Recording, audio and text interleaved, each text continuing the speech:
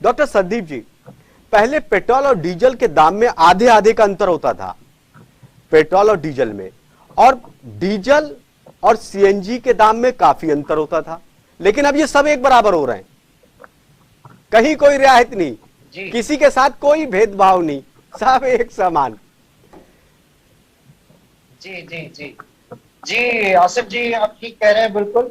क्योंकि जो शुरू शुरू में जब सीएनजी आया था तो लोगों को यही इसके अंदर एक मेन अट्रैक्शन लगती थी कि सीएनजी सस्ता है तो हम अपनी गाड़ी में सीएनजी लगाएं। इसी तरीके से बसेस को सीएनजी करा गया, इसी तरीके से ऑटो भी सीएनजी करे गए। लेकिन अब धीरे धीरे जैसा कि चल रहा है, जैसा हम देख रहे हैं कि वो जो गैप है, प्राइस का जो डिफरेंस है, वो धीरे धीरे कम होता जा रहा है। और जब तक मेरा ये मानना है कि जब तक ये रूस और यूक्रेन का जो युद्ध चलेगा, ये प्रॉब्लम रहेगी। ये बहुत जबरदस्त प्रॉब्लम है। अभी आप देखें कि पीछे ये बात हो रही थी कि रशिया से इंडिया की एक डील होने वाली थी जिसमें कि वो डिस्काउंटेड रेट पे हमें क्रूड और गैस सप्लाई करते जी।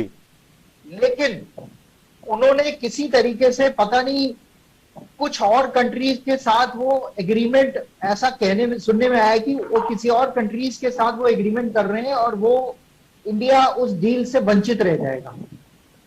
क्योंकि अगर ये ऐसा होता तो फिर एक हमारे देश के पास एक रहता कि हम अपने प्राइसेस को कम करते, जिससे कि हमारी जो महंगाई बढ़ रही है उस पर थोड़ा सा एक कंट्रोल आता। लेकिन वो चीज अनफॉर्चुनेटली नहीं हो पा रही है। भटनागर जी, क्या अगर ये युद्ध अगर लंबा खिंचा तो फिर दाम और भी काफी ज्यादा बढ़ सकते हैं, सीएनजी पे बहुत ज्यादा फर्क पड़ेगा? ये बात है, वैसे फर्क तो पड़ेगा सीएनजी पे, लेकिन उसमें गवर्नमेंट को काफी एक्टिव रोल प्ले करना पड़ेगा। मतलब बहुत ही आगे आके इसको कंट्रोल करना पड़ेगा। जैसा कि आपने कल देखा, मॉनेटरी पॉलिसी आई, उन्होंने रेट बढ़ाए, इंटरेस्ट के रेट बढ़ाए ताकि महंगाई दरें थोड़ी कम हो। तो इसी तरीके से गवर्नमेंट को इसके ऊपर जो है, जैसे मैंने पहले भी बताया कि एक्साइज रेट है, सरकार जो स्टेट गवर्नमेंट्स हैं उसको वैट कम करना पड़ेगा, कस्टम ड्यूटी कम करनी पड़ेगी। क्योंकि देखिए, जब रेट बढ़ता है तो उसके ऊपर टैक्स भी बढ़ जाता है। नहीं, कभी इस तरह की स्थिति, संदीप जी आप अच्छी तरह से जानते हैं, जब इस तरह की स्थिति आती है तो क्या सरकारों को कुछ वक्त के लिए कंट्रोल नहीं करना चाहिए? या फिर अगर सरकार कंट्रोल करेंगी तो उनका बजट बिगड़ जाएगा? पहले से ही आर्थिक तंगी है, हाथ बहुत टाइट है।